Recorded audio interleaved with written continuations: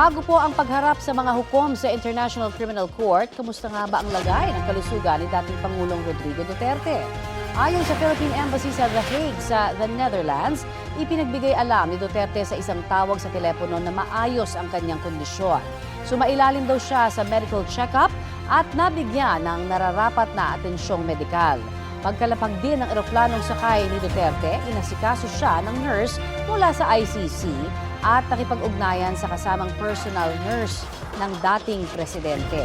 Ayon din sa embahada, nakausap na ni Duterte sa isang tawag ang legal counsel niyang si dating Executive Secretary Salvador Medialdea.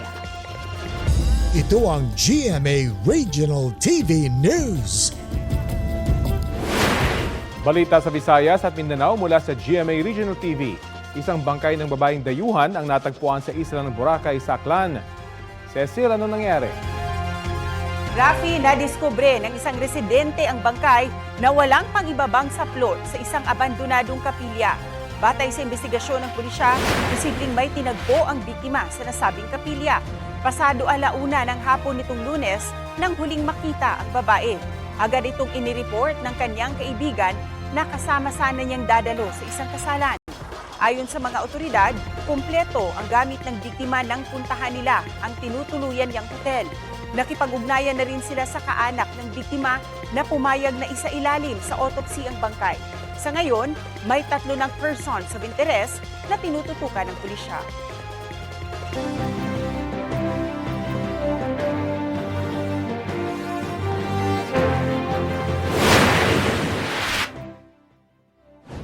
Pagtutok sa resiliency program sa panahon ng sakunang isinulong ni Benher Abalos.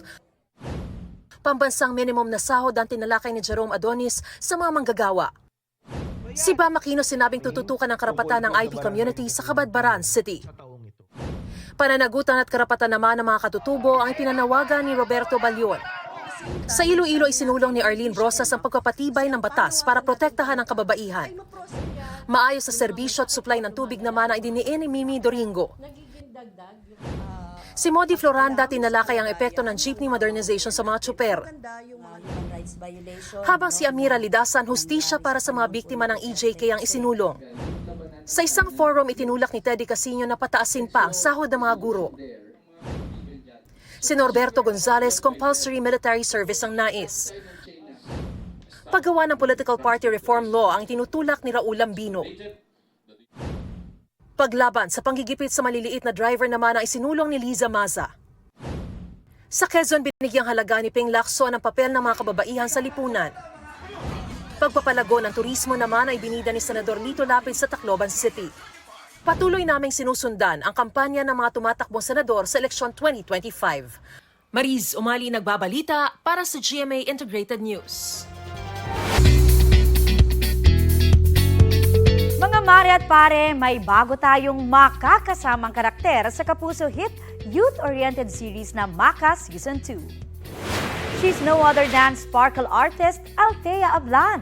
Ipinakilala si Althea bilang special guest ng series sa online exclusive content na Maka Secret Garden. G siyang nakipagkulitan at kumasa sa Bawal Tumawa Challenge Girls vs. Boys. Hindi rin siya nagpahuli sa pagbato ng funny at witty jokes. Sabay-sabay nating kilalanin ang karakter ni Althea sa Maka Season 2 tuwing Sabado 4:45 p.m. sa GMA. Sumentro sa mabibigat na issue at kapangyarihan ng Gen Z voters sa darating na eleksyon ang huling bahagi ng Metro Manila leg ng GMA Masterclass Election 2025 Dapat Totoo Series. Balitang hatid ni Von Aquino. Mabibigat na isyu at hamon kaugnay ng eleksyon ang tinalakay ng mga kapuso personalities sa harap ng mga estudyante mula sa 17 universidad at kolehiyo sa NCR sa pagtatapos ng GMA Masterclass Election 2025 Dapat Totoo Series NCR Leg. Kabilang narito ang mga problema ng sistema ng eleksyon sa Pilipinas na tinalakay ng award-winning documentarist at GMA Integrated News anchor na si Atom Araulio. Kung gusto natin makakita ng mga pagbabago, dapat hindi natin tigilan.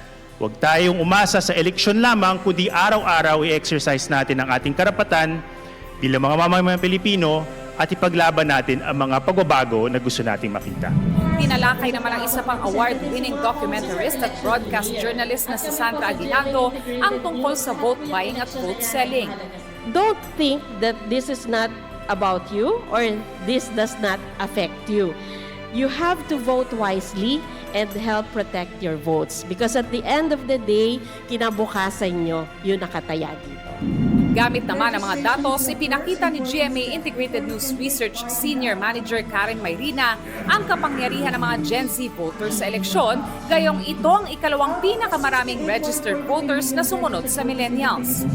Pag-evolve ng communications technology naman ay ibinahagi ni GMA News Online Editor-at-Large Howie Severino. I want to encourage everybody here to have a documentation state of mind.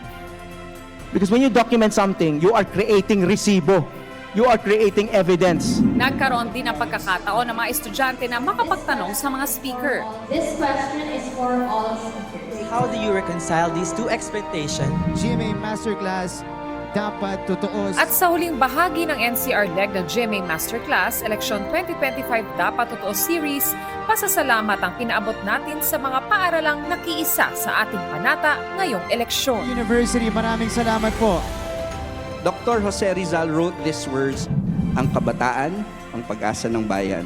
We are hopeful you will try to live up to his words, just as we are hopeful you will join us in upholding an honest and truthful election, and further join us in our fight against misinformation and disinformation.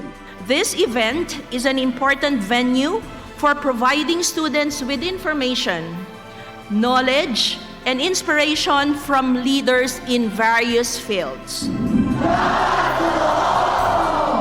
Von Aquino nagbabalita para sa GMA Integrated News.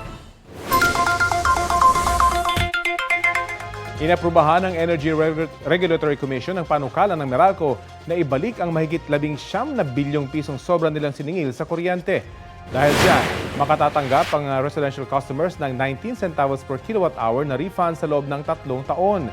Ayon sa Meralco, sakop nito ang difference sa pagitan ng actual weighted average tariff ng kumpanya at ang approved rate na 1 peso and 36 centavos per kilowatt-hour mula July 2022 hanggang December 2024. Meralco ang nagpanukala ng refund nitong Enero.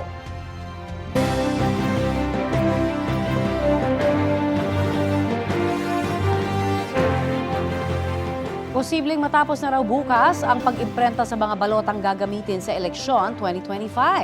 Sa huling tala ng Commission on Elections, mahigit 67 million official ballots na ang naimprenta.